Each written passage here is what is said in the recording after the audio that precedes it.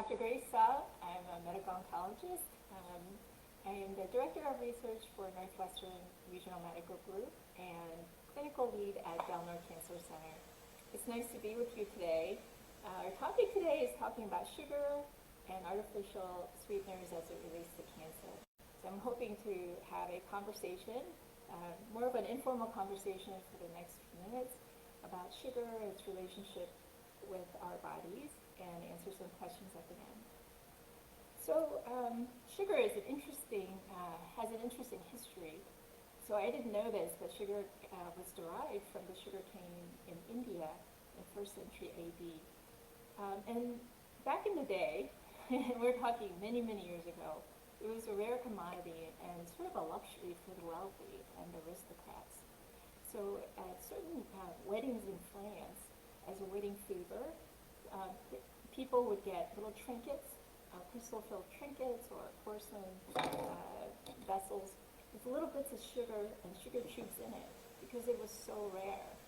And in Greece, at wedding parties, sugar-covered almonds were very popular to give out to wedding guests. And it symbolized that life can be bitter, like almond, but on the other hand, we hope that through the marriage, we can experience a lot of sweetness in the sugar. So it has a lot of positive connotations, and I think that carries with us today. Some of my earliest memories, for example, when I was a child, as some of you know, I grew up in Korea. I was going with my grandfather, walking through different fields, and he would cut a sugar cane and have me chew on it. And it was really interesting to feel that sweetness along with the fibers of the sugar cane. We have a very different experience in relationship with sugar now in our society. So I really wanted to know exactly how much sugar are we really consuming. And this is a rough estimate, but it's reported that the average American consumes about 77 grams of sugar. So what does that relate to? That's about, so six grams of sugar, or 6 teaspoons of sugar is 25 grams. So about 18 teaspoons or about 5 tablespoons of sugar a day. And if we add that up, somebody did the math, and it turns out that's about 60 pounds of sugar per year, or 6 big bowling balls. So I use the 10-pound bowling balls to bowl, and I'm essentially eating 10 of those a year. That's a tremendous amount of sugar. And what came as sort of a fun party, like festive spice, really, became an obsession, I think, with a lot of our society. And while we still use sugar for celebratory events, a lot of our sugar consumption, it turns out, is in the form of drinks, soft drinks, fruit drinks, sport drinks, and a little bit in coffee and tea. So one of the most common questions I get is does sugar feed cancer? If I had a nickel for every time I had that question, I think I'd be much richer. And this is not a very straightforward answer, so I can't give you a yes or no. But the premise of this is based on the observation that for many of our patients with cancer, we perform something called a PET scan. And a PET scan utilizes a tiny amount of radioactive material that is linked to a sugar, a type of glucose. And it goes to the area of malignancy, and it kind of lights up. And I think I've shared some of the images with my patients of some of the abnormal areas that are detected on the PET scan. And so it's very easy to make the assumption that if you eat sugar, it's going to feed the cancer because you can see that it lights up. However, it's not that easy to make that leap. And if you go online, in order to prepare for this talk, I kind of looked at what people are talking about. And there are many, even doctors, talking about how a PET scan is evidence that sugar that directly feeds cancer. However, PET scan also lights up inflammation, any kind of infection or granulomatous disease, which is not a cancerous condition. In addition, there are many cancers that don't pick up the dye, and so we can't really reliably use that glucose PET scan to make a diagnosis or even follow up. And so it's not straightforward to me. In addition, it's not straightforward whether eliminating all the sugar from your diet will lead to shrinkage. It would be nice to think that. And certainly, if it were that straightforward, we'd cure a lot more cases. So I think it's complex. There are also, if we extrapolate from inflammatory cells from an infection, for example, that lights up on a PET scan, there may be other factors. Make sure your mic is on. Switch. There we go. Sorry, I hope you can hear me better. Other factors that play into the PET avidity and inflammatory markers or immune cells that take up the sugar as well. So I'd like to reserve a bit of healthy skepticism that this is evidence that sugar is feeding cancer. But I'll get more into that discussion later. And so for the remainder of the talk, I'd like to focus on two specific studies that are recent. There are lots of studies online. In fact, if you had a confirmation bias, you could kind of find articles that are kind of pro your opinion about sugar and cancer link. And then you can find many other articles that are about sugar and no link. So, it depends on who you read, kind of. But I wanted to highlight two studies for our discussion today. And the first one came out of a Society of Gynecologic Oncology meeting in March of this year, and it was published in the Journal of Gynecologic Oncology in August of 2022, which is last month. And in this study, we looked at the impact of ketogenic diet on tumor growth and ovarian cell growth. I've personally worked with mouse models for ovarian cancer, so this one grabbed my attention. And these mice, it was an experiment, and so these mice carried ovarian cancer cells, and there were three groups. One was randomized, or one was the ketogenic diet. It's very popular today, where essentially we try to produce an environment of ketogenesis, and so very little sugar, high-fat diet, and then a regular diet was a mix of carbohydrates, fats, and protein. And one would think, hypothesize that perhaps a ketogenic diet, if it's true that sugar really has an impact, would lead to at least same, if not better, outcomes in terms of the ovarian cancer cell growth. But actually, it turns out that these tumors were 9 times bigger. They grew 9 times more compared to a regular diet, which just was astounding. And it was such a provocative answer that I kind of looked more into why that could be. We think of ketogenic diets as being much healthier, and it is definitely a fad today. And it turns out that in studying these mice, the ketogenic diet had the most profound impact on the gut microbiomes. So if you recall a few talks ago, we discussed the importance of probiotics in the gut microbiome, and all these bacteria that are necessary for us to have a healthy immune system, and actually may help us in a symbiotic relationship. So the ketogenic diet had the greatest impact on certain types of bacteria in the gut, and led to, perhaps, was one of the reasons why there was such a difference in the tumor growth, and actually promoted tumor growth compared to the control arm. And so I think that is one hypothesis. And in addition, looking at the overall glucose level of these mice, there was no difference. So they were able to maintain a steady level of glucose in the bloodstream, even though they were fed a much lower glucose-containing diet. And that goes back to our initial point about the PET scan, that even if you eliminated all of the glucose in your diet and you had nothing but fat, your body has cells that depend on glucose for metabolism, and it would generate glucose from the foods that you eat, including protein and fat.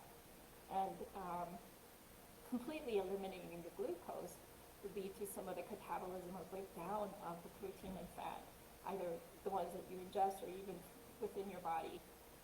And so the metabolism pathway is quite complex.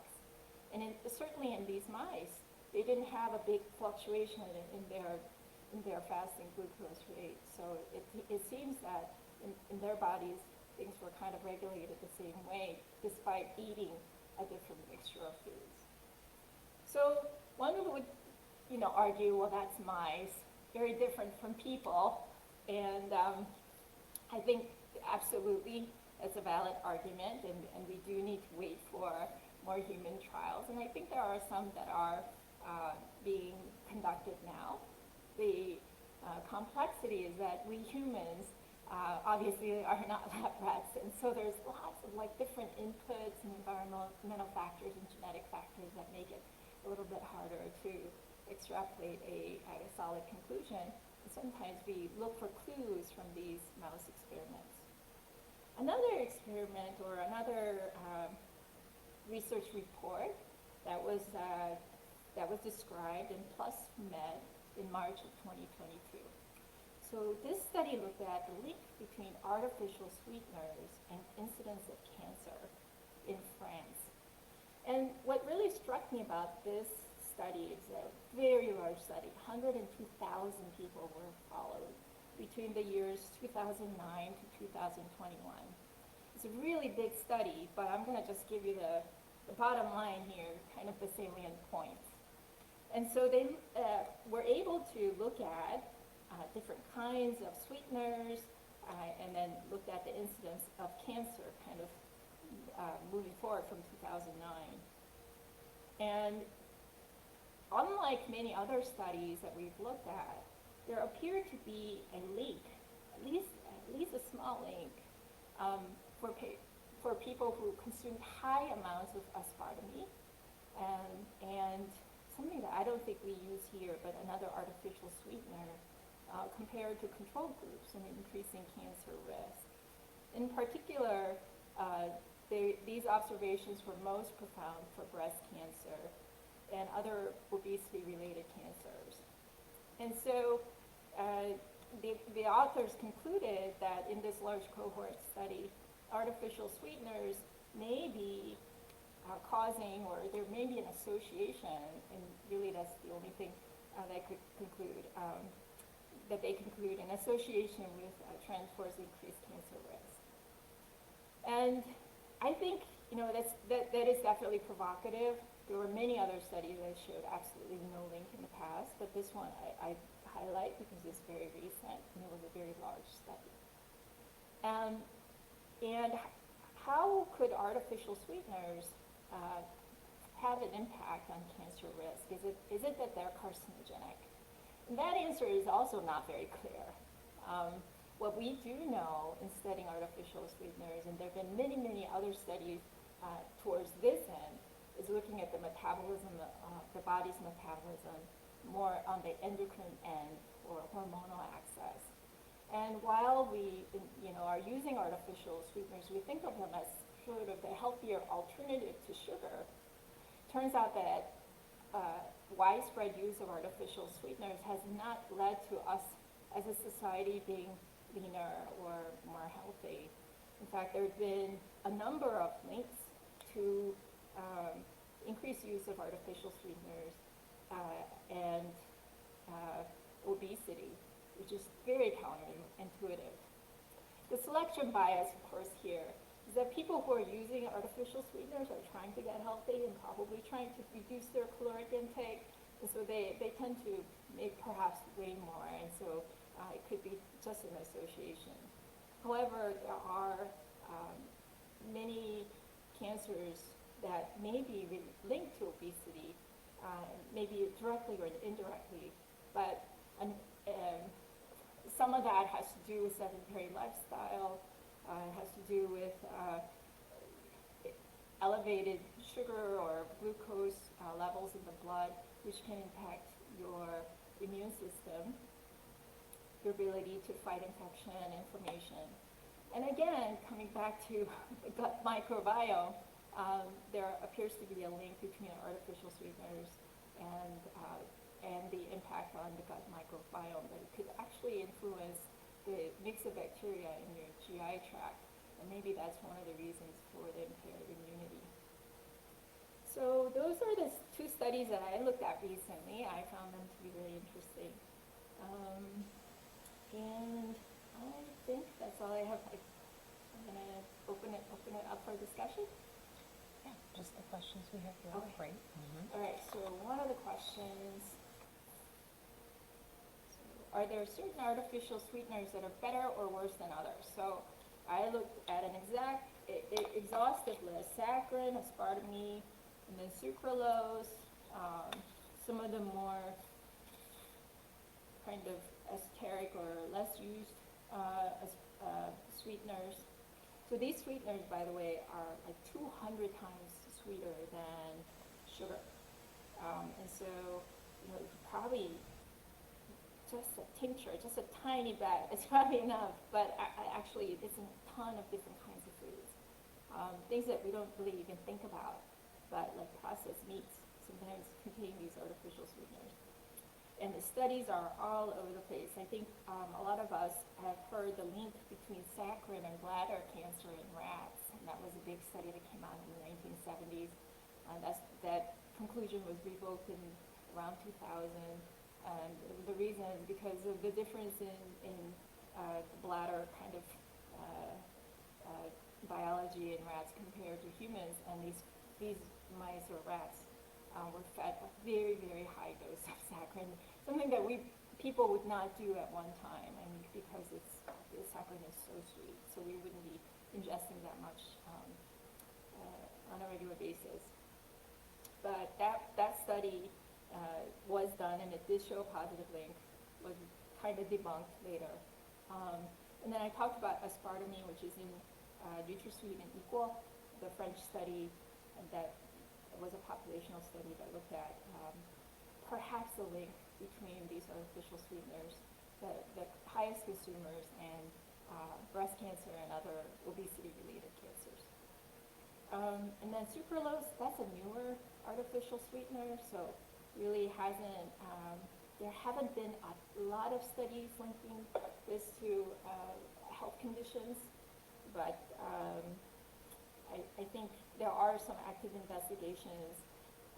There's one study that posed a potential link between this sweetener and the incidence of leukemia. It hasn't been replicated. So again, these studies are done, the way they're conducted is really to try to look for the effect, or the experimental arms are being fed with very high doses. So it's a little bit hard to make conclusions based on that. So the jury is still out. If we are going to use artificial sweeteners, and I think it is part of our lives whether we like it or not, then definitely reduce the dose and reduce how much you're taking in. And as we talked about at the very beginning, a lot of our consumption of sugar or artificial sweetener is in the form of drinks.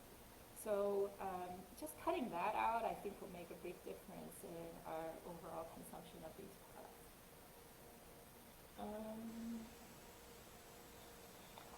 Are there specific cancer types linked to diet high in sugar? So yes, there have been a link, although not directly, between high sugar intake and cancer.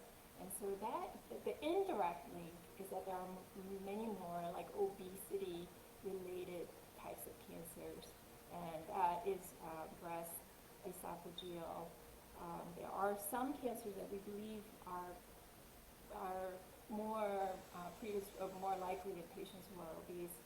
Again, association studies are not definitive, but perhaps pointing to a clue that maybe that we should be paying attention more to our lifestyle. Sugar can take many forms and have many names. What should you look for on food labels when you're trying to limit sugar intake? That's a great question. So I think it's impossible in our day in age in our society to completely eliminate sugar. In fact, I personally do not recommend it. I think we deprive ourselves of too many things, and even like some of these celebratory events like we talked about, there's no need to feel guilty about having a piece of birthday cake. But you know, what I really do want to emphasize is that the biggest portion of that, like 60 pounds of sugar consumption for Americans, comes in the form of drinks. So if we're thinking about high reward and, you know, like if you're going to make it worthwhile, I think we should take it in the form of a birthday cake at a celebration, and perhaps not in the form of drinks. And so, you know, the only time that I really pay attention to sugar intake for me in my diet personally is when I go to Starbucks and you know, you get those like wonderful drinks that are so good, but they're packed in sugar. And so the American Heart Association recommends 6 teaspoons of sugar a day for a woman and 9 for a man.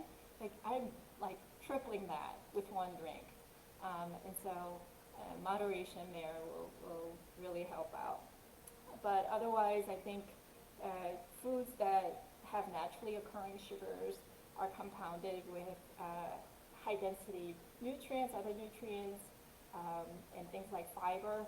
That's much more high yield than things that are manufactured and highly processed.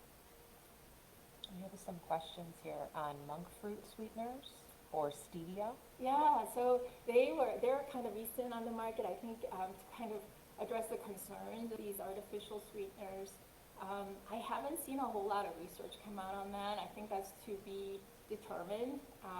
So far has not shown any association that I could find, much less so than the artificial sweeteners, but I just don't have enough information to give you for that.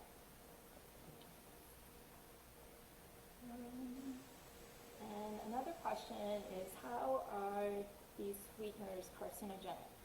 So I looked at one study that in 2015, there was a study that suggested that aspartame, when it's heated, it gets, there's like a high amount of methanol that's produced.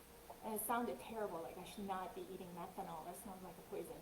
And so, you know, like, could that be the link? Like if you heat this artificial sweeteners, there's a byproduct and it's poisonous. So I looked more into that. It turns out tomato juice has 6 times greater methanol than the equal. And so it actually is like a naturally occurring thing in small amounts in certain foods, and then like apparently tomato juice has like 6 times the amount of methanol, which I think is probably still a small amount. But so that didn't seem like that was the etiology.